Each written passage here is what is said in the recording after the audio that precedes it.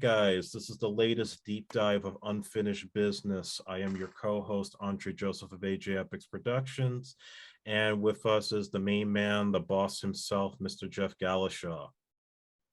Hello, everybody.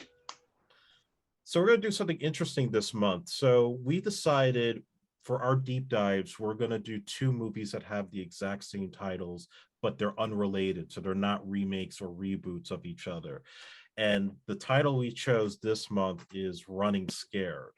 And for this episode, we're going to cover the 1986 Running Scared, which starred Gregory Hines, the late Gregory Hines, and Billy Crystal in what was his first leading role in a feature film. So, my history with this movie is very interesting because I remember there were two times in my youth where I saw the ending of this movie on TV, and I knew of Billy Crystal from all the comic relief episodes and specials, and Gregory Hines, of course, I'd seen him in a numerous different movies and his tap dancing performances.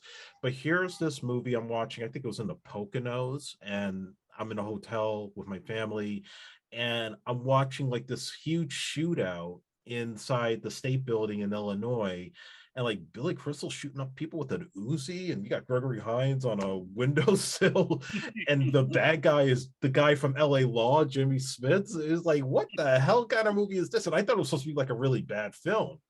I didn't see the whole movie until I was in high school when I rented the VHS and watched it from start to finish.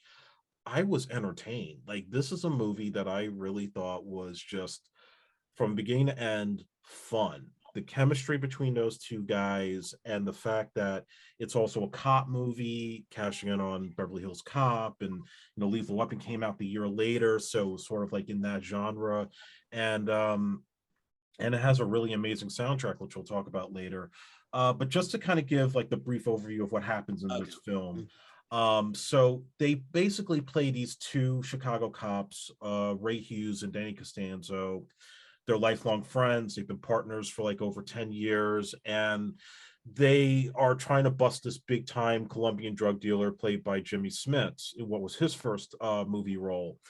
And they bust him, but because of a technicality and some nonsense that went on during the bust, they get forced by their boss, played by Dan Hedaya, to go on vacation. Like, do not even go back into the job right now, or else I'm going to have you shot or arrested.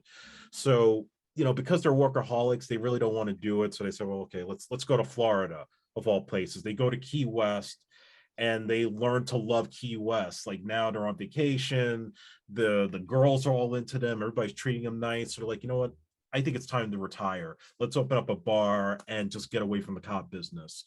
So Billy Crystal's aunt had just passed away, so they're going to use the money to put a down payment on a bar. But when they go back to Chicago to put in their 30 days, I find out Jimmy Smits just got out of jail. We got to get this guy. And so they got 30 days to try to get him, and they're trying to be careful. They don't want to get killed on the job. So now they're not as tough as they once were. They're like constantly like worried about getting shot and shit. And then hijinks ensue from there. This movie was directed by Peter Hyams, who did Capricorn 1, Outland with Sean Connery. He later did The Presidio with Sean Connery. He also did a number of Van Damme's movies like Time Cop and Sudden Death. So this was one of his few outings in comedy, other than the movie Stay Tuned, which I think we should do a deep dive of one day. And it was originally planned as a picture for Gene Hackman and Paul Newman.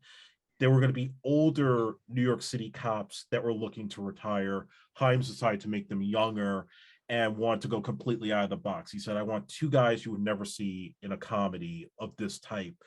Billy Crystal was doing Saturday Night Live and was doing Soap before that, where he played like the gay character on that show. So he was a big fan of his. He wanted him. Studio really didn't think he could do it, but after a screen test, he said, okay, yeah, you got Billy Crystal. Who's going to play the partner? This guy Gregory Hines. And they're like, but he's black. The character's written to be a white guy. Like, I don't care, he's a black guy. I mean, he's just a guy, simple as that. But Gregory, he was cast because of the movie Wolfen, where he played the morgue attendant. And I think he liked his chemistry with Albert Finney so much. He's like, well, I think he could bounce off of Billy. and he had just done the Cotton Club, he did White Knight, so he had the dramatic capabilities, but he knew he had the comedic capabilities of working too.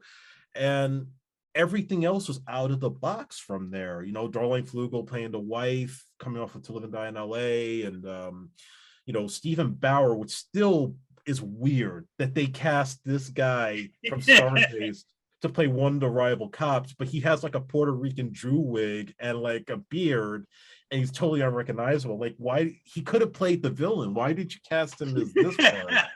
So that's Running Scared in a nutshell. It's a movie that was trying to be like French Connection, 48 Hours, Beverly Hills Cop, but trying to be something different than those pictures.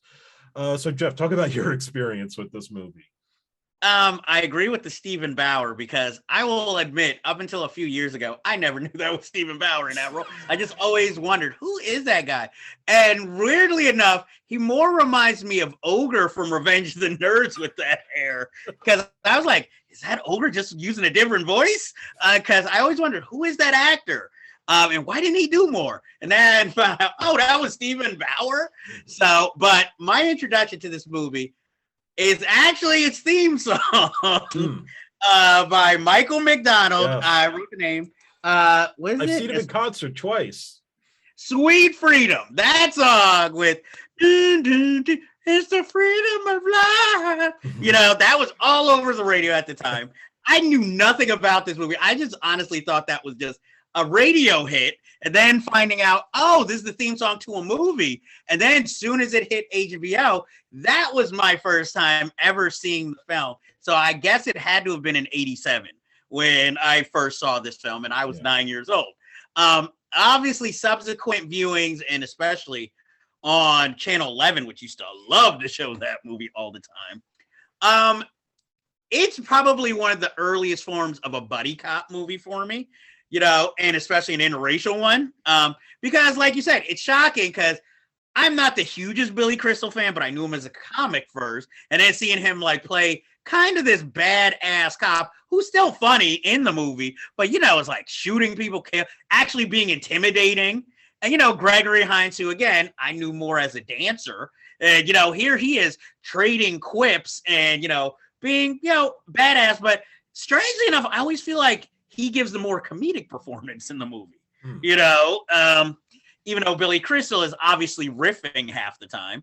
And Gregory Hines, hands down, is the bravest actor in this movie. Because, like you said, that ending, that drop from the ceiling, if I had made that movie in that role, you would have seen the drop, then you would have seen just like Brown coming out. Because there is no way I could have did that scene. I would have been like, stunt man. Because it's an amazing action sequence in of itself, but it's just one of those like back when a stunt could still amaze an audience watching it. Not where you're just like, oh, of course, they just threw a stunt man in there.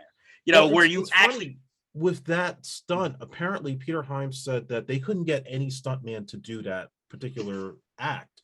They got the actual guy who worked with the window washers rig in the state building to do the stunt. So like if you look closely now with Blu-ray, you could see the guy's face probably if you like zoom in on it. And I guess Gregory did more like, you know, probably lowering him enough to make it look like he's off the ground. But yeah, that like that whole thing it was a lot. But you know, the thing about Gregory Hines that amazes me about him, and you know, again, like I wrote a whole piece about him for Coast Blog a couple of years ago. He definitely was different as a black leading man at that time, because you know, look, Eddie Murphy was doing all the cool stuff in Beverly Hills Cop and 48 Hours, but Gregory got to do all the dangerous stuff. He got to shoot up people. He got to, you know, do the chase on the L tracks. He gets laid like quite a bit in this movie. Like he gets some female action that a lot of black actors were not getting in those movies at that time. Sure. And also, you know, just he looked cool in that film. I mean, aside from the banter with him and Billy was doing his thing. He was doing his Saturday Night Live act where he was improvising and, you know, doing his quips and, you know, his sort of like Jewish middle-aged humor. But Gregory, like he probably set the standard that Will Smith followed later to be like the cool guy in that type of picture. I agree.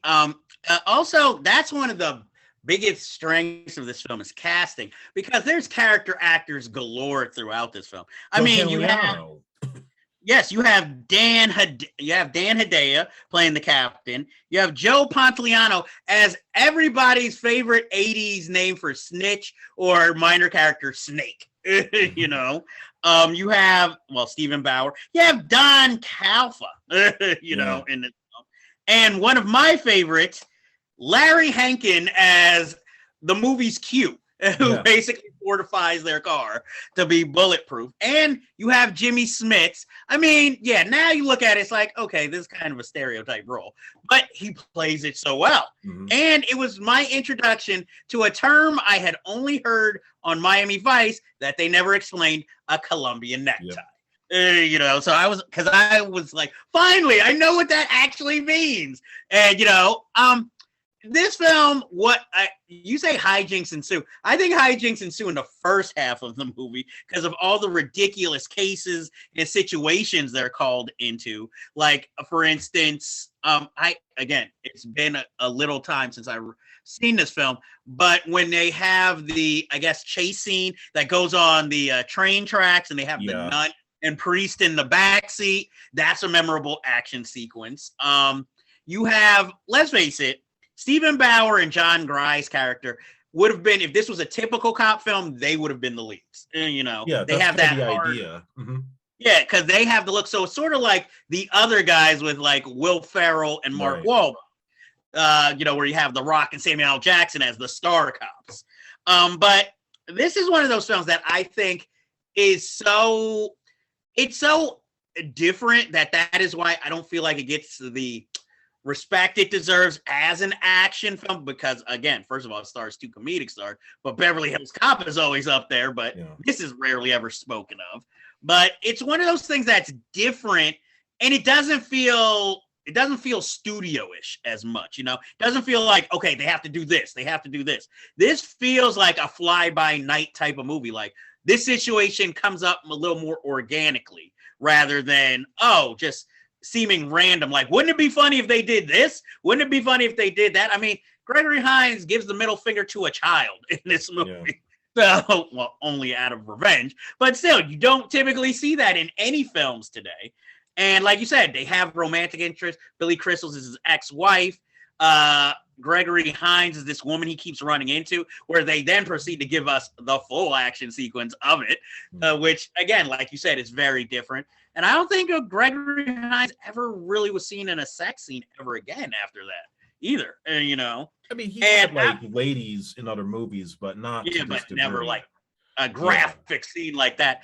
And I think I always thought he was cool because he was a black guy in the '80s who wasn't obviously, you know, homosexual, and he always had a pierced ear. And so I was just like, yo, that dude's cool. You know, the other criticism of this film over the years is the homosexual undertones of their characters. Because the one thing that makes the film different is the fact that, unlike those other movies where the two guys spend the whole movie not getting along till the third act, these guys have been lifelong friends. So there's that closeness that they have, they're bantering, but then those times where, like, you know, when they're in Key West and they're in the roller skates and like the cut off shirts, you know, that was stuff the style.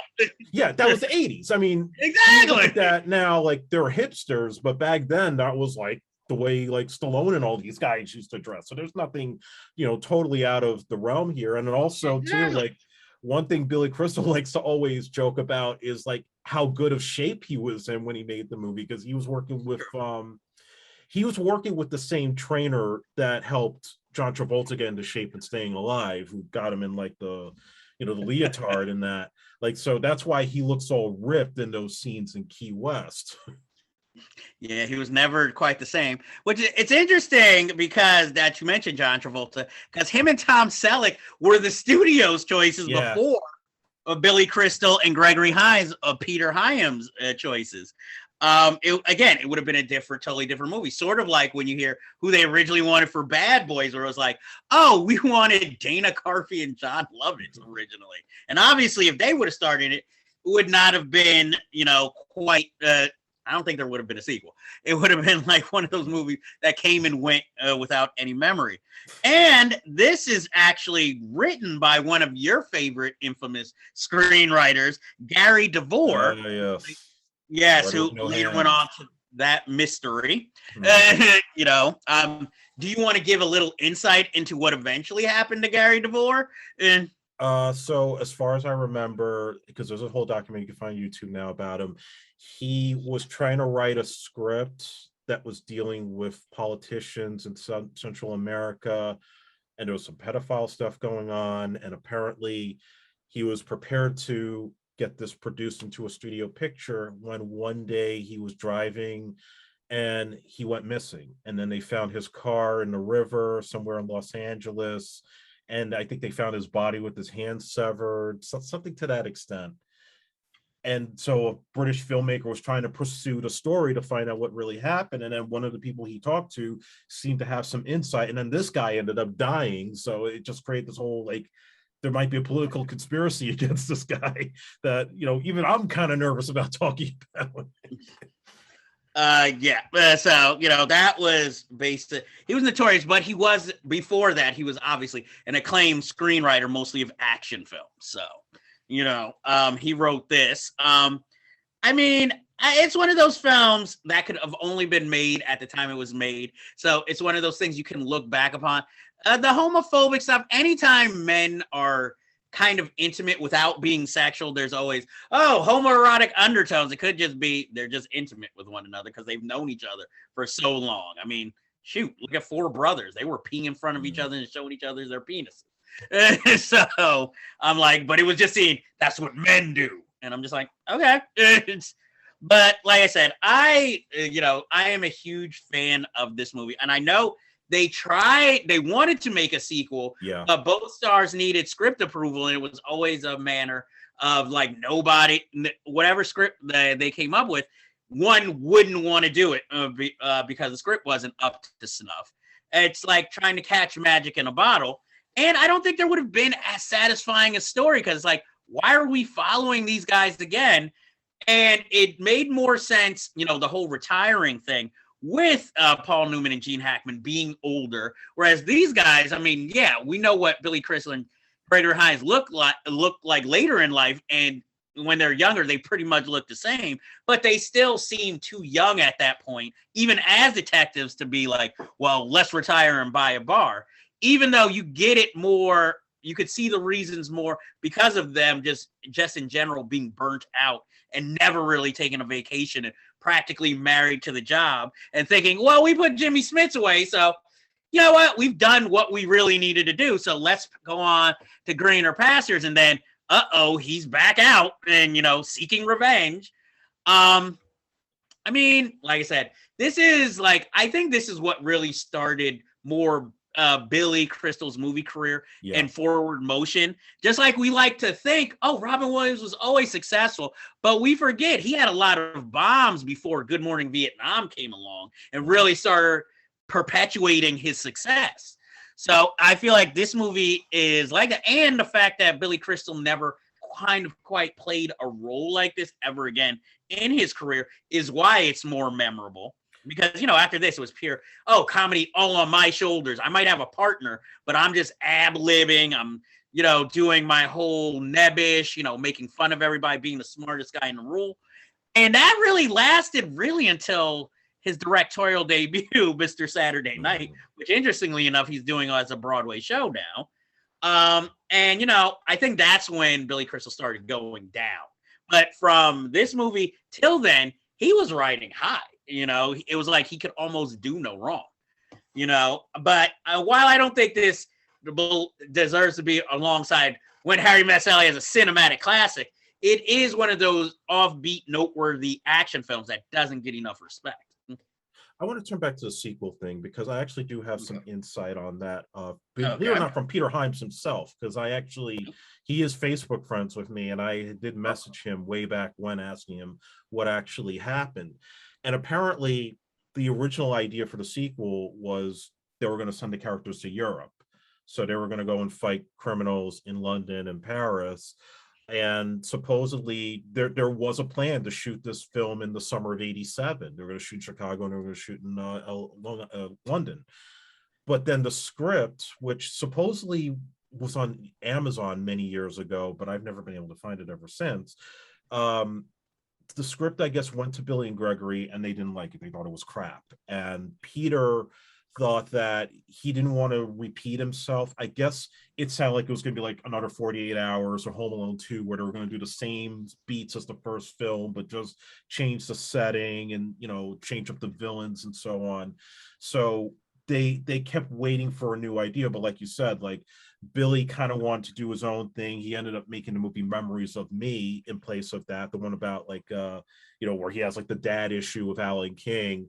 And I think Gregory wanted to be more of a leading man on his own, where he made movies like Off Limits and Tap.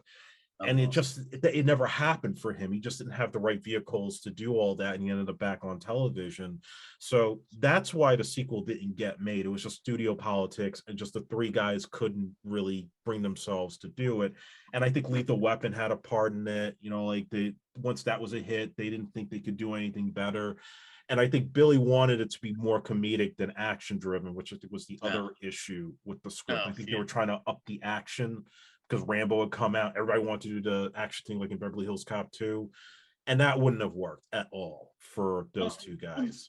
Neither would have the more comedic elements, because I'm like, you're making a cop comedy? It's like, this could have been like Car 54, Where Are You? Oh, bad. You know?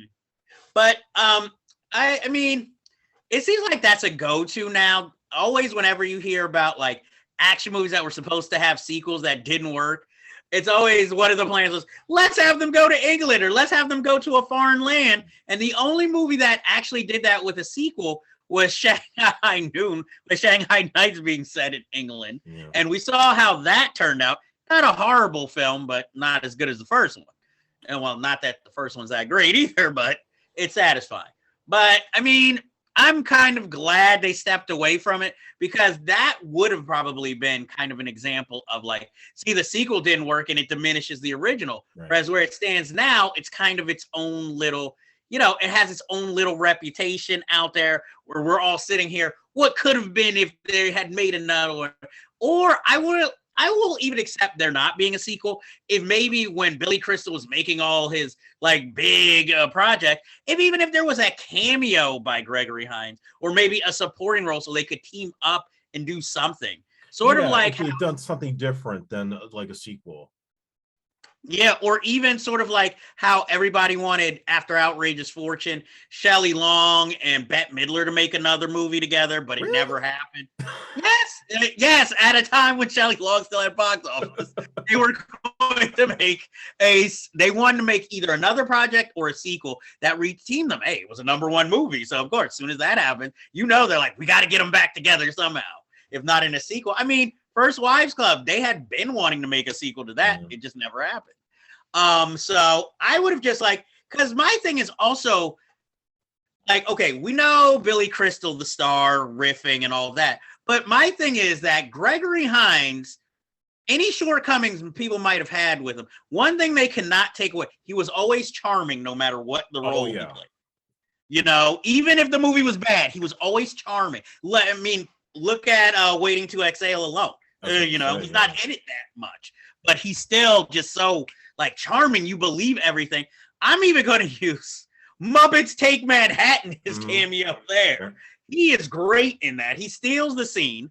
And as me and you might be one of 10 people who have seen Off Limits, even there, he's like, he has the more comedic role, but he has that great dramatic scene when he loses it, and, you know. And to me, that is another film that should be seen by anybody, especially any Gregory Hines completist. I will gladly take Bojangles off his resume for that movie.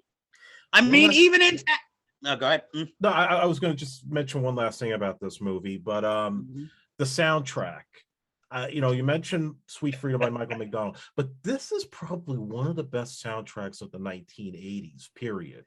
First of all, you had Rod Temperton, who had never done a film score, but he composed Thriller for Michael Jackson. He composed Rock With You for Michael Jackson. He was part of the group Heat Wave. He wrote for Donna Summer, James Ingram. He wrote for like everybody that ever worked with Quincy Jones, basically. But he does the score for this film, which is very much an electronic driven score. And not only that, but the songs that he put together for that film, in addition to Michael McDonald, you had Climax, you had New Edition, Ready for the World, Patti LaBelle, Kim Wilde was on the soundtrack. Even Fee Waybill of the Tubes does like the opening credits theme, which is like, no, like this guy, you get the rock guy to do the theme, but it's really like one of the things, like they kind of underplayed in the film, other than Sweet Freedom and the Climax song. It's really like, if you can find on eBay, it is a damn good soundtrack with a lot of that mid-'80s R&B. Like, it almost makes you think if they had done the sequel, it probably would have sucked, because then it would have been like Bobby Brown and a bunch of hip-hop shit. But this is a fun soundtrack for sure. Well, I mean, it's also one of the few what was becoming a trend at that time, where you make a music video that ties into the movie, where you actually have Gregory Hines and Billy Crystal in the music video. Like, it's like the soundtrack to their Florida vacation, basically, And in the video, same thing. Like, Michael McDonald invites them. They're like, "Hey, come chill with me in Florida." So it's like, okay, we see them doing hanging out with the chicks. Yeah.